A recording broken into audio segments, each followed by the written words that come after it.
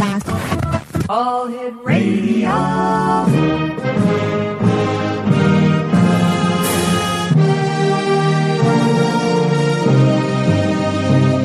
Welcome to the X Zone, a place where fact is fiction and fiction is reality. Now, here's your host, Rob McConnell.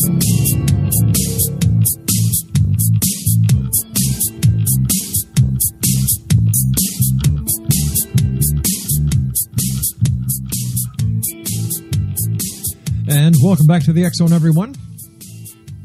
I think that we're still here. I'm not 600 years old. I don't have a spaceship that's under a tree somewhere. I don't have a fleet of ships.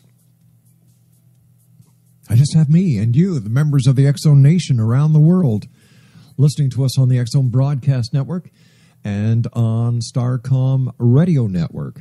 Worldwide toll-free, 800-610-7035. My email address is xzone@xzoneradiotv.com. On all social media sites, X-Zone Radio TV.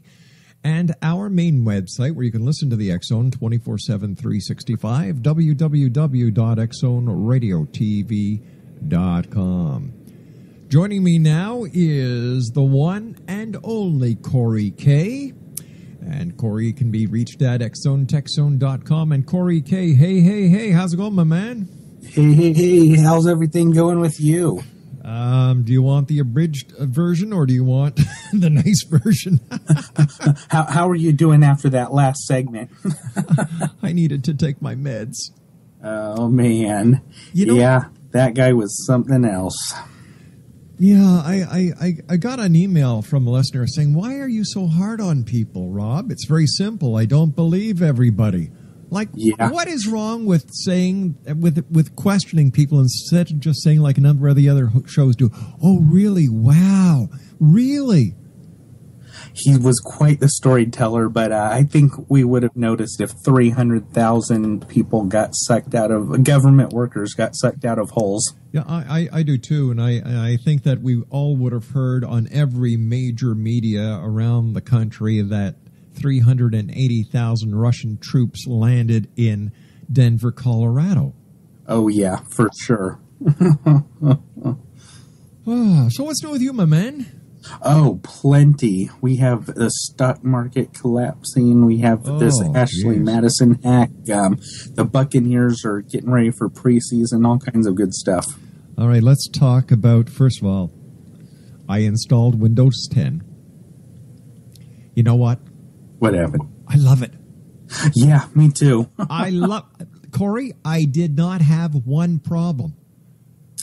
Yeah, I didn't either. I've upgraded 3 computers now, and I like it so much more than Windows 8. So much more. I love the fact that it is much easier than Windows 8. It's friendlier. It can do a lot more. And the best part was it didn't cost me anything.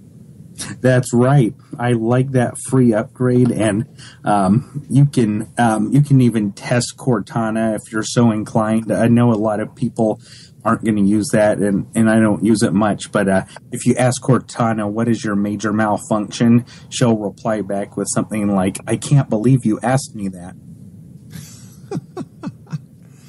I see you've already tried it, huh? Oh, yeah. You animal, you. What's going on with this Ashley Madison hack? Well, I'll tell you what's going on. The basically hackers that gave themselves a name and everything engaged in a targeted attack where they stole data on users of the Ashley Madison website. And there are a lot of facets to this. First of all, the company knew that something was going on, and they didn't have time to do anything about it. And it just makes me think that there are a lot of companies out there that actually do have good security professionals on their staff, but by policy or time or some other restriction, they're actually not allowed to go after the attackers or do anything about it, which is kind of frightening. Yeah, it really is. And then there's reports that some people who feared that their information would be leaked are committing suicide. And if anybody's listening and is in the same boat and is thinking of doing that, don't do it, because there is sort of a scare campaign going on right now where the Ashley Madison people are reminding everyone that if you try to read this data, that you could actually be prosecuted for being in possession of stolen data. And the type of average home user that might be interested in this Ashley Madison information, they're going to find it harder than they expect to just go out there and find it. Well, all I did was I Googled it. It brought me to a website, and there it was. Well, there is that, but also there are, I guess, financially interested parties who are interested in the credit card side of this. Oh, yes, yes. Yeah, they're trying to sell that information. So whatever nobler goals this group might have had, I think they're interested in getting a little bit of dough out of the deal too. Oh, yeah. No, I was just interested in seeing if anybody had used my email address, which they hadn't. Oh, yeah. Yeah, that's right. Yeah, spoofed email. It's a real concern out there. It sure is. It sure is. The world woke up this morning to a financial disaster happening in China. Corey, what's going on with the Chinese? Is the smoke screen getting pushed aside and we're seeing that there is somebody behind the curtain? A little bit. At least we know that China is vulnerable, and I think this financial meltdown is showing us just how dependent we really are on China nowadays. China's kind of steering the boat, and if China goes down, the rest of us go down with them. So we've kind of given them the keys to the kingdom. Well, that wasn't very bright, was it? No, it's there is an excellent book out there.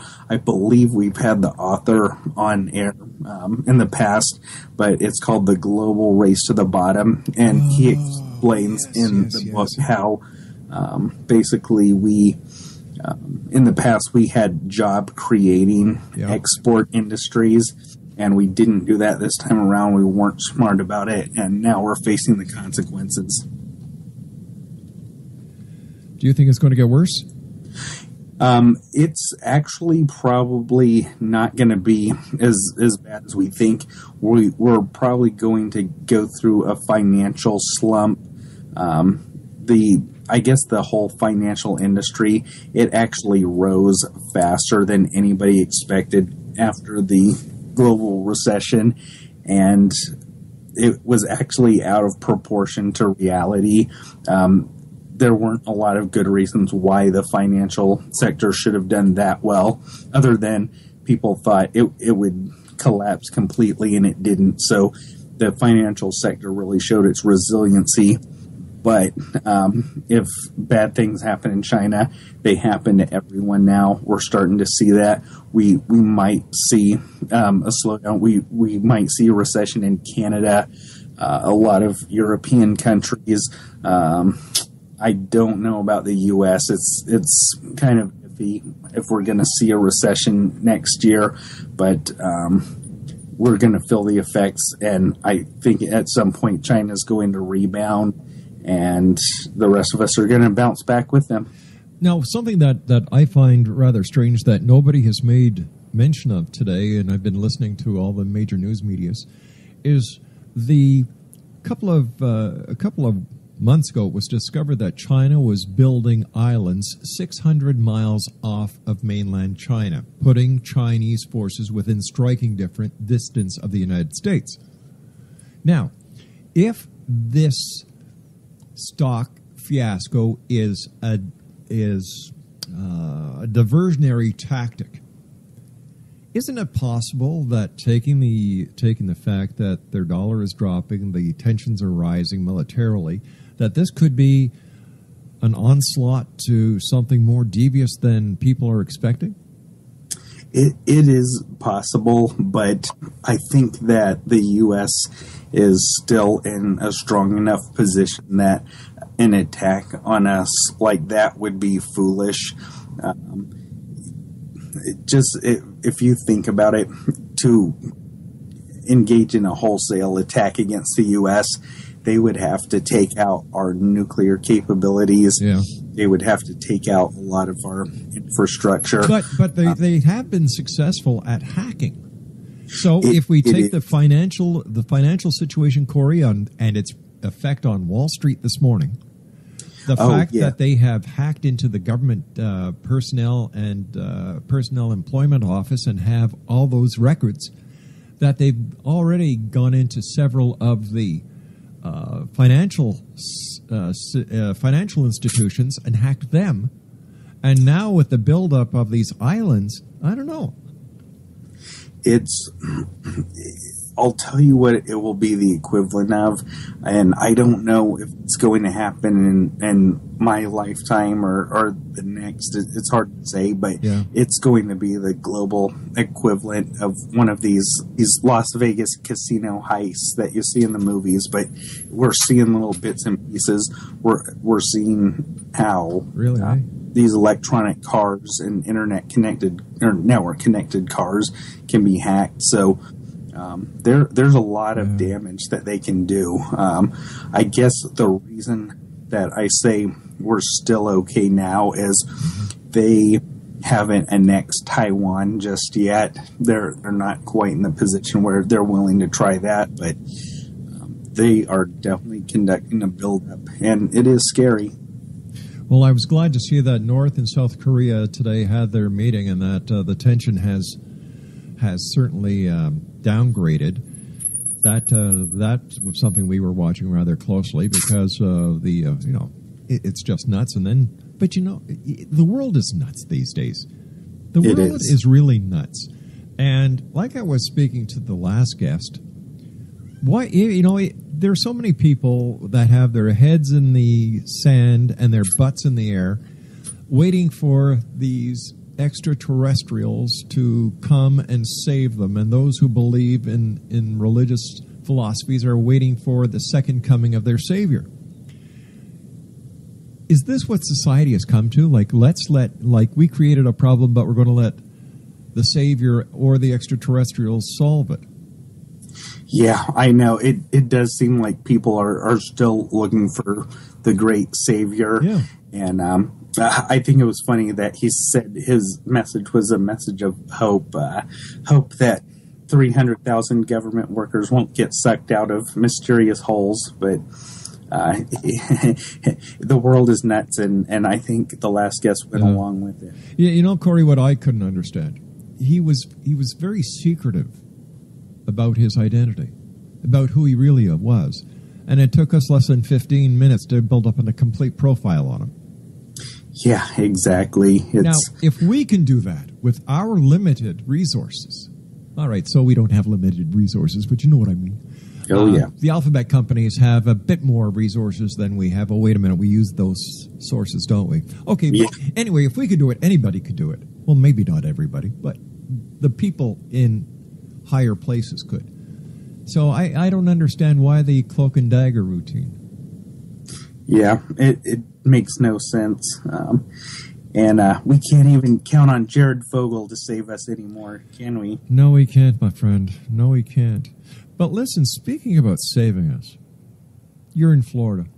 Beautiful state. I love Florida. And I loved it when we came down and saw you and spent New Year's Eve with you. It was a great time. What's going on as far as Jeb Bush versus the Donald? He is. I'll tell you what's going on. I really thought that Jeb Bush, and a lot of people thought that Jeb Bush would be the front runner and no one would come even close to what he's doing. Yeah. But instead, we see a field that's wide open, and Donald Trump, who we kind of saw as a candidate who would make a few headlines and go away, he's not going away. He's making a much stronger showing than anybody thought. And I don't. He's making a good run. I think what he's doing is he's saying what a lot of people are thinking. He may not win, but I'll tell you something. He is stirring that pot, and he is really going to make it hard for the next president of the United States, if it's not him, to meet up with what the people want. Now, I also heard today that Joe Biden may be making an announcement, or he may have made an announcement, that he would be running for president against Hillary Clinton. Yeah, and historically, vice presidents have done well. Not so much recently. That trend might be a thing of the past.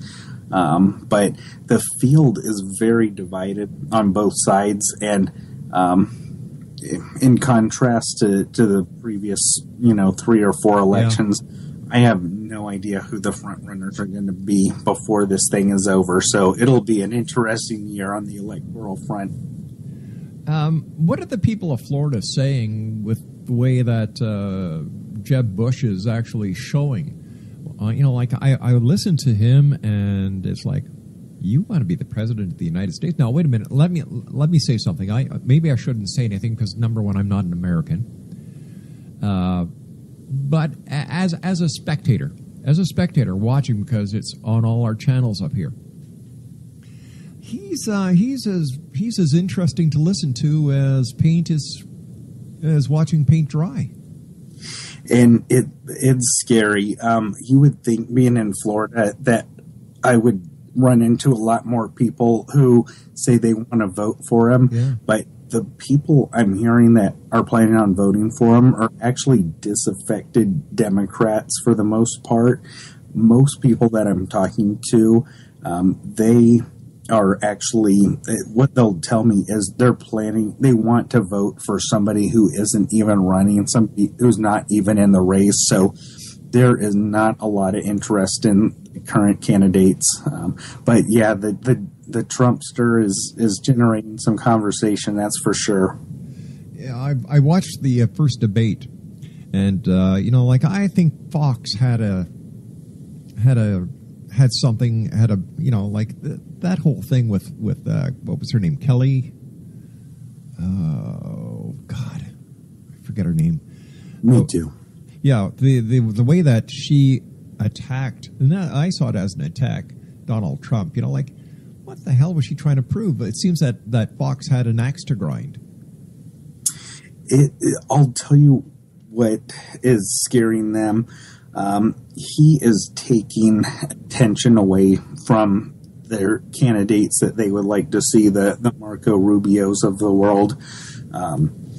And I think it's interesting how he's actually shaping a lot of the early political debate. In theory, he should have been a non-factor, but he's actually shaping the debate in so many ways, and people and news outlets are actually comparing what candidates are saying with what Donald Trump would have said, and that's unexpected and interesting. By the way, I just got something here from the newsroom. Joe Biden's son Hunter's name was on the Ashley Madison list. Oh, my goodness. And let me see something else. President Obama gives Joe Biden blessing for 2016 bid.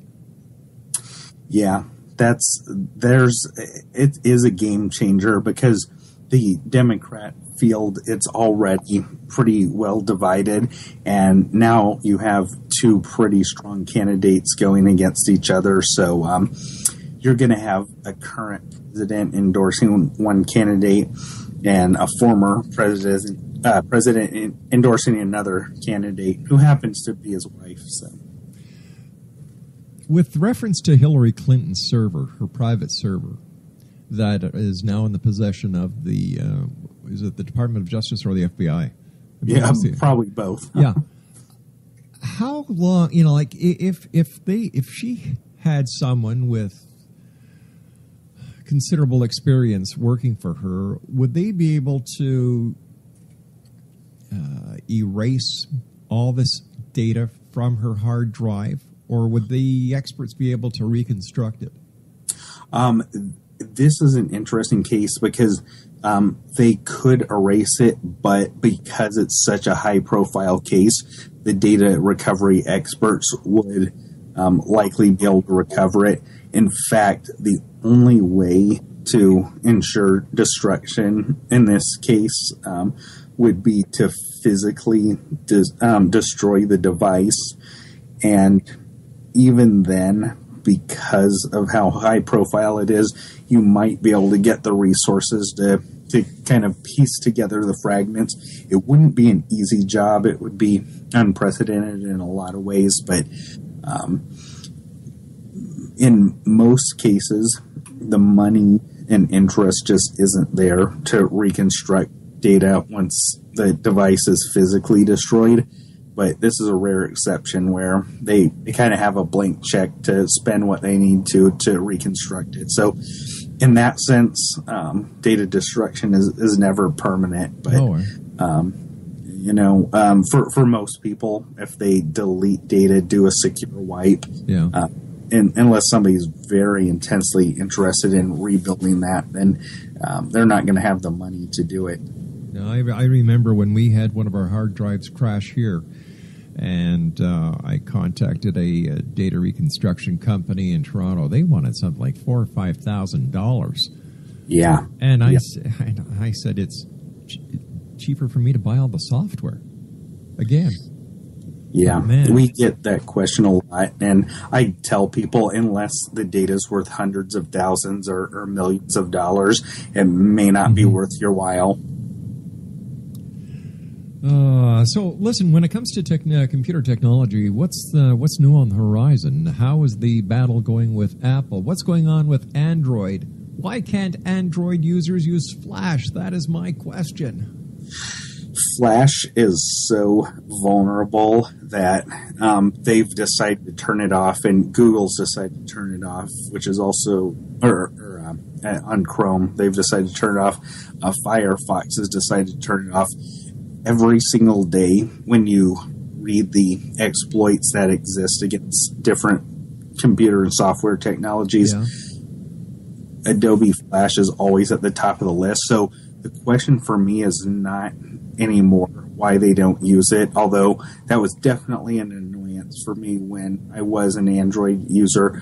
The question for me is, why are developers still using Flash? And they must have just made it so easy to use Flash for video and everything else. It's just so tightly interwoven into our everyday web experience that we can't get rid of it. But they have a good reason for doing it, but it's a big inconvenience for users, I'll tell you what. Why, Corey?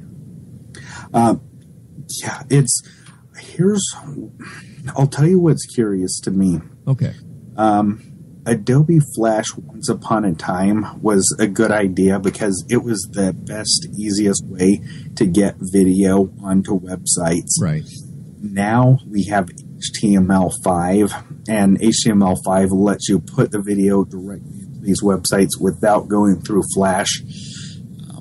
One thought that I have is HTML5 is missing some of the more advanced features that most users won't even use that Adobe Flash has. And it could be that we have a glut of trained Flash developers who aren't well-versed in HTML5 or are banned from using it. But I wish we would make up our mind, either allow it with the user's permission or stop using it. I wish we would just do that. This reminds me of the VHS beta wars going back to the 70s. Yeah, absolutely. And I think HTML5 should be the winner. And it's kind of curious to me that it's not. Maybe we just need to start training all of our developers and change our computer science programs so that more aspiring developers use HTML5 and kick the Flash courses out completely. But before I forget, one thing I wanted to get back to, as far as the Hillary Clinton email scandal, it's much ado about nothing, in my opinion. But it is interesting that somebody as high as the Secretary of State wasn't forced to use email protocols that every government worker is expected to use.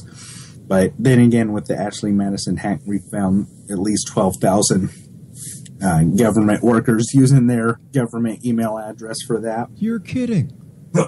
12,000. It's bad. Well, now all we have to do is find the other 288,000, and we know where the people disappeared to, Ashley Madison. That's right. That's right. I don't know if you were listening earlier tonight, Corey, because I know that you're very, very busy.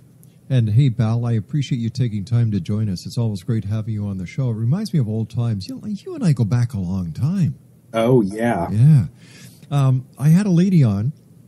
In fact, the lady who introduced Ron Stone to us was on the first hour. Her name, you might remember her from being on the show. Her name was Patricia Ress, R-E-S-S. Oh, yeah. And she was telling me, now listen to this, Corey, that 7 to 8 foot tall Martian cannibals who come to Earth on a slipstream are responsible for all the people who go missing. Oh, jeez. And all they find of the missing people are their clothes and their bones and teeth. Oh, boy. And, modern DNA science is proving these people wrong. It's in the last 5 years. Here's something that nobody's talking about, Rob. In the last 2 to 5 years, we have reopened so many cold cases. Yep. And cases that hadn't been solved in the 50s, 60s, 70s. We're solving them at an amazing rate. And this is what I love about science. As you learn, things change. When things change, new techniques are discovered. And it leads to, like we're talking about, the DNA profiling, the DNA examination, and DNA actually being used to vindicate certain people and prosecute others. Now, when people talk to me about, Albert Einstein, he says this, so it's got to be right. Well, how do we know 20 years from now or 10 years from now or even 5 years from now? Even tomorrow, something may change where Albert Einstein is proven wrong. Yeah.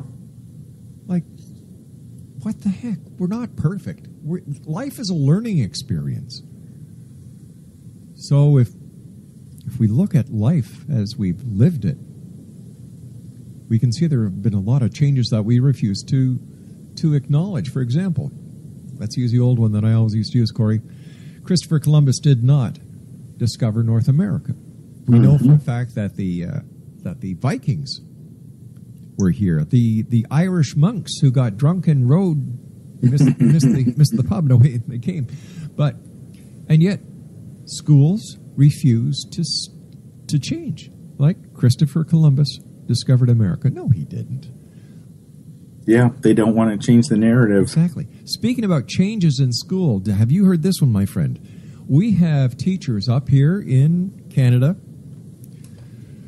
who want to get away from the dressing of children by color of sex.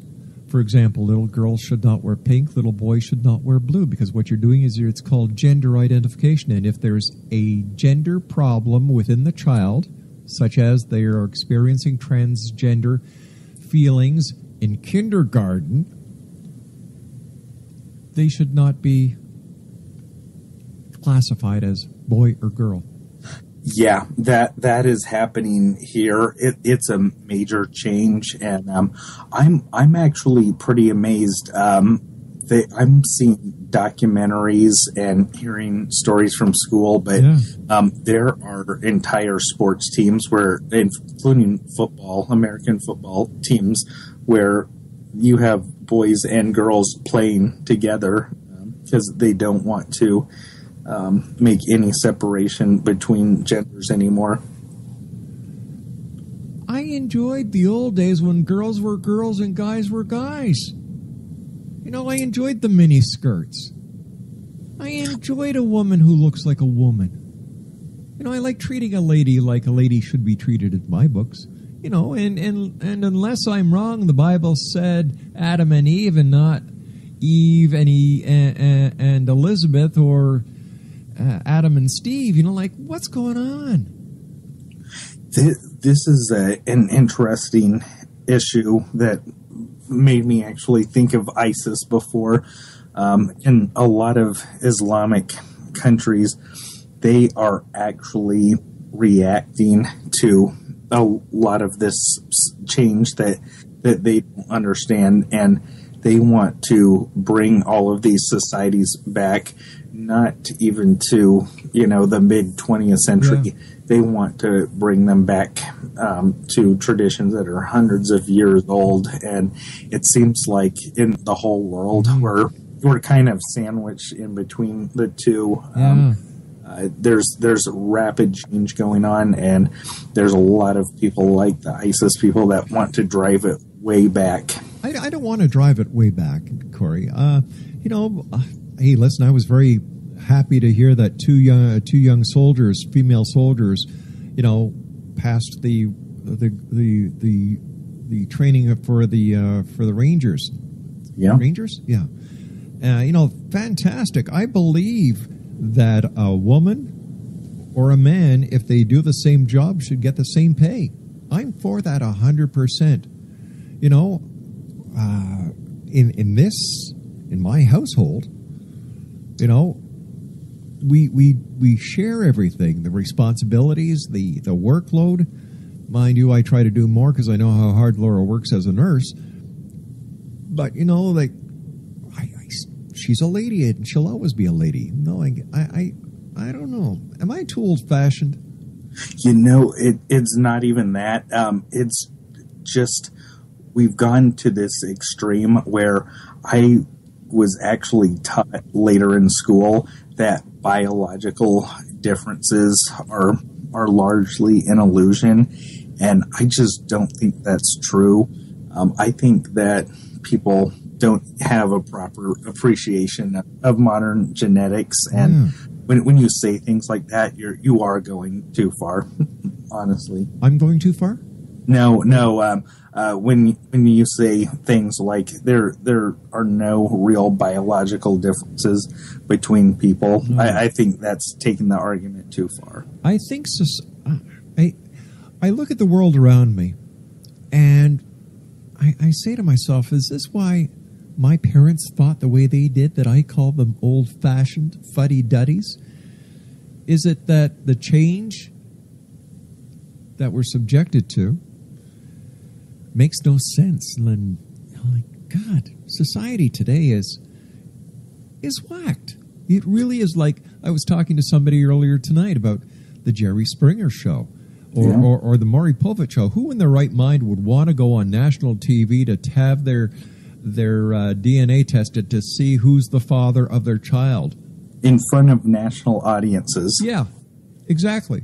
Or can you imagine saying to your better half, honey, let's go to Chicago. I've got front row seat tickets to the Jerry Springer show. I'm like, come on.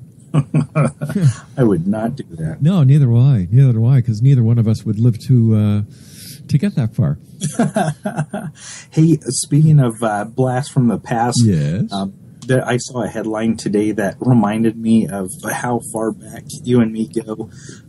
We were actually on the air together back in 2005 when Hurricane Katrina hit. Yes, we were. Yeah. And my sister, who lived in New Orleans at the time, she lost her car, her possessions, and her home, but she decided her heart was in New Orleans, so she moved right back and got a real cheap house, and she lives there again and loves it. How's she doing, Corey? Oh, she's doing good. She has a new baby on the way since April, and oh my goodness. Actually, I should say April last year, I guess, and she's walking and everything. My God, time doesn't stand still for anyone, does it? No, it doesn't. Except some of the alien guests we get on this show. Oh my goodness, they defy the restrictions of time and space. I'll tell you what. Oh, but I know where some of them have a lot of space between their ears.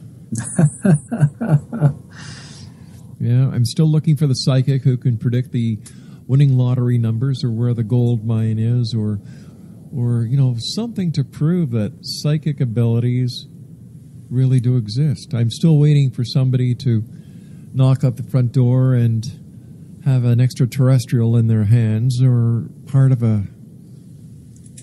I'm still waiting, and I can't understand how many people still get mad at me because I don't believe just because they tell me. Yeah. A little bit of healthy skepticism, I think, never hurt anyone. Healthy, that's the key word there. Healthy. But why is it that so many people want to believe so many different things at the same time?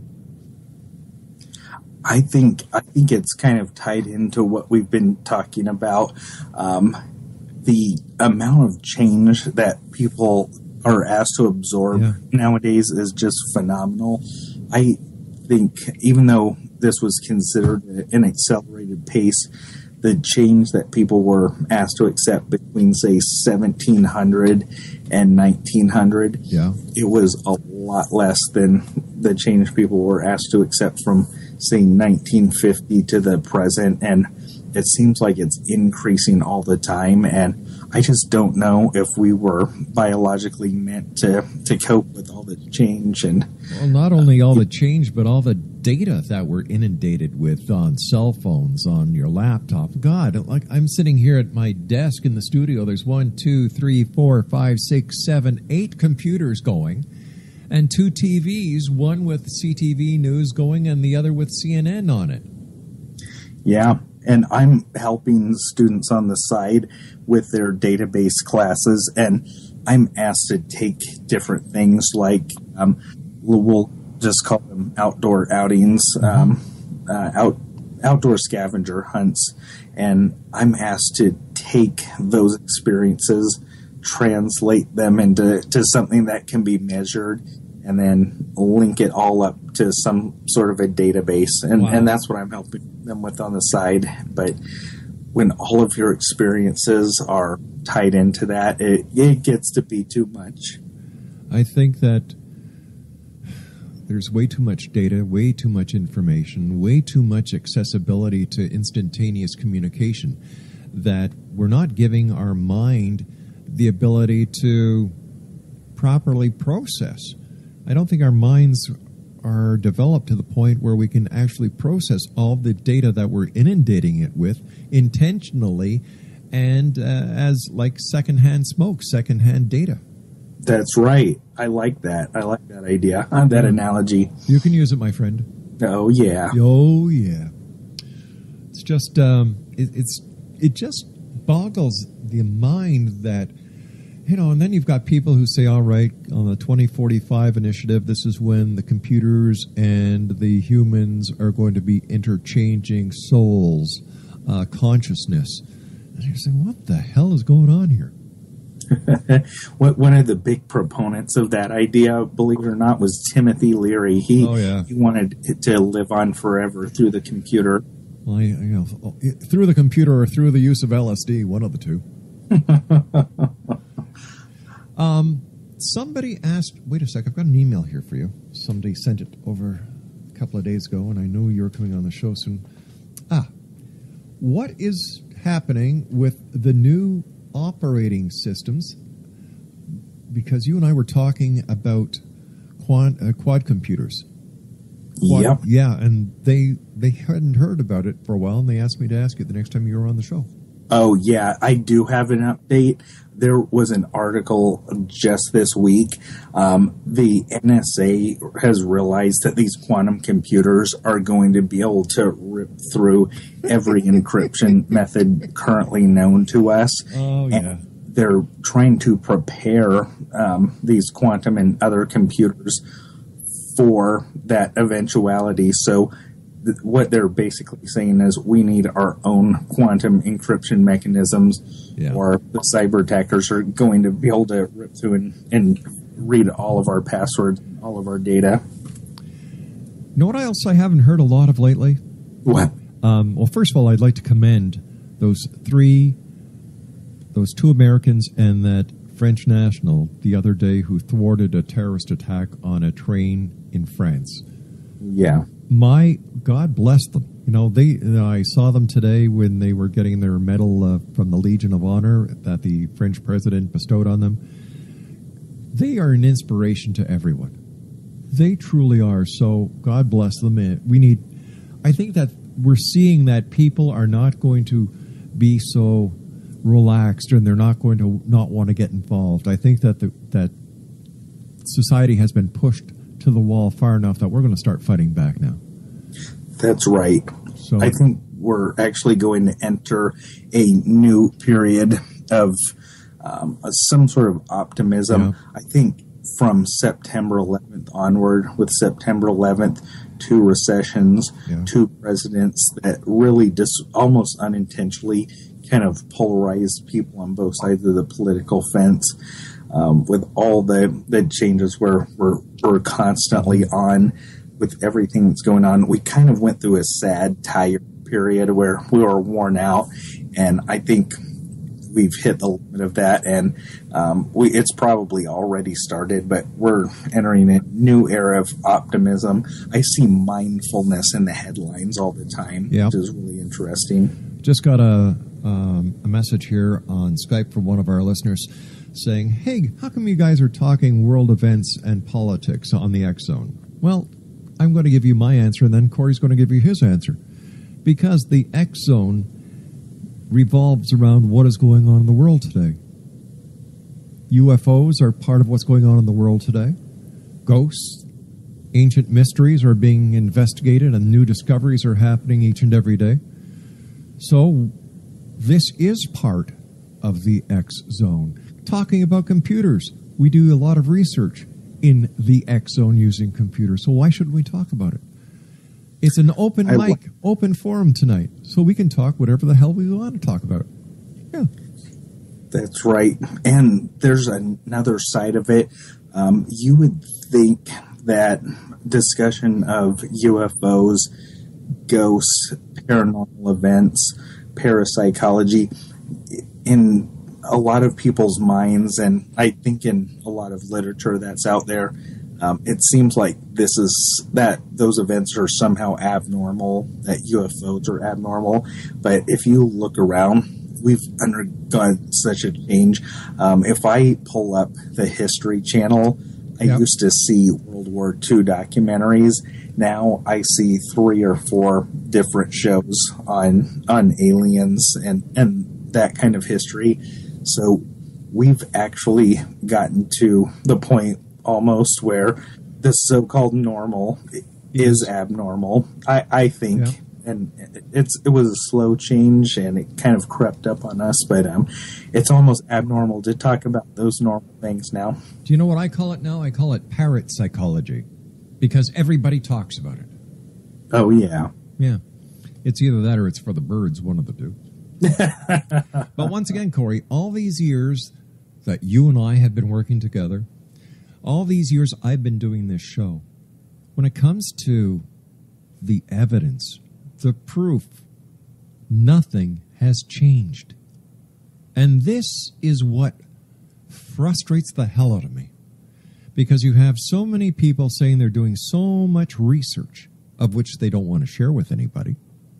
You have so many people who are taking photos of things in the sky they don't know what the hell they're taking pictures of. So many people who are investigating ghosts. For what reason? I really don't know. Nothing has changed over 24 years. Yeah, and then people say, well, Rob, if nothing has changed, why do you still do it? Because I believe in my heart of hearts the answer is out there. The proof is out there. And if I can keep prodding, if I can keep talking, if I can keep bringing people on the show, I'll get to that truth. I'll add those pieces of our jigsaw puzzle that you and I have been working on over the years, Corey. We'll find it. And this is why I keep doing this. Because we don't have just the cream of the crop, the professors, the scientists, the well-known authors, the well-known believers. We have the people. That's right. The people who come on the show and tell us their experiences and share their experiences with us. And you know, after doing this show for so long, I can tell who's full of crap And who's got something to tell? But they've just been burned so many times that they're afraid.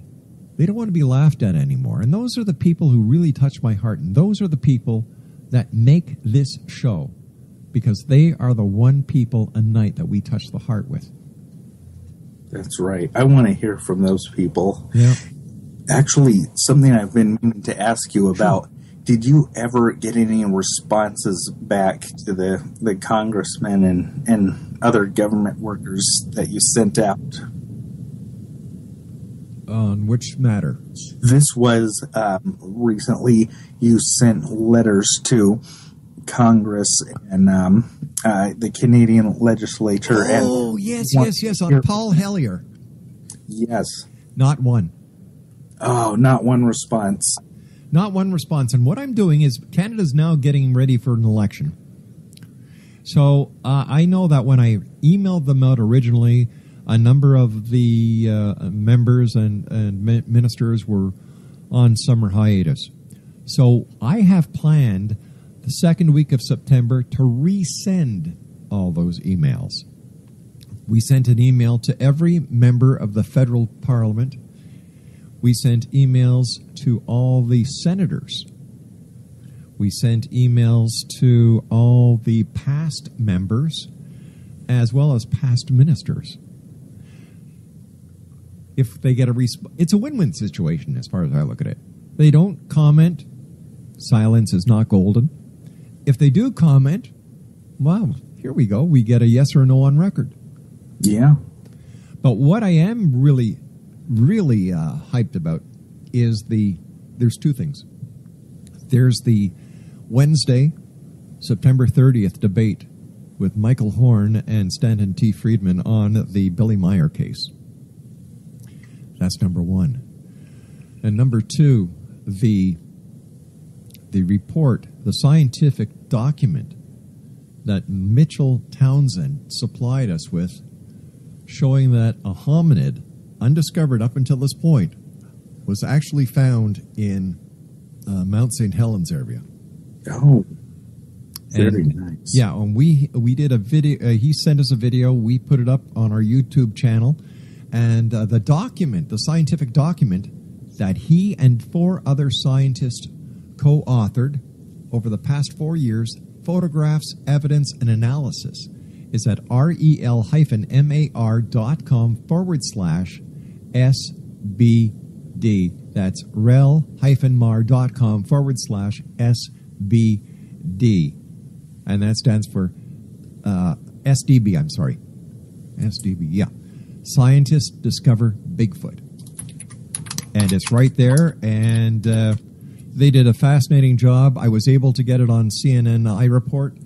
I've been able to get it to a number of the media, and it's just nice that we can help people, because over the years we've had so many bogus stories about Bigfoot. It's nice to get something from the scientific community, and I think that this is what we've been missing. He says, hey, it's science. So, there you go. I like it. I have it up right now. So anyway, we did that, and then, of course, you've got Paul Hellyer. We did the same thing there at rel-mar.com/HPH. His entire transcript of an interview I did with him is there for everyone to see, and it's verbatim, word for word. And my main question to Paul Hellyer was,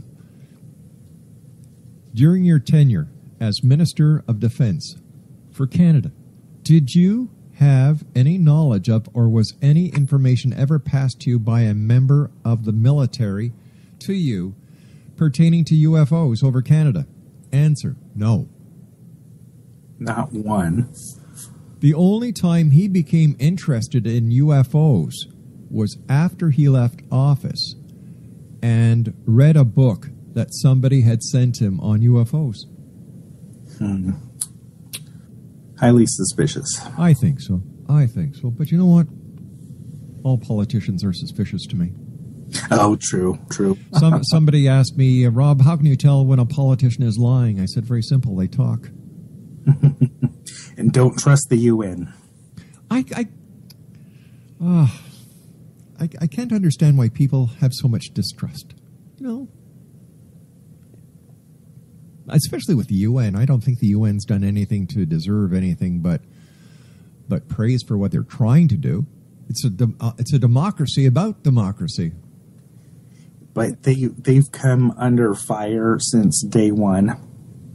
I never realized how far back the conspiracy theories about the UN and the one world government really went. But I have seen things from the late 40s, probably engineered by people who didn't want the current president to succeed in that venture and wanted to discredit him.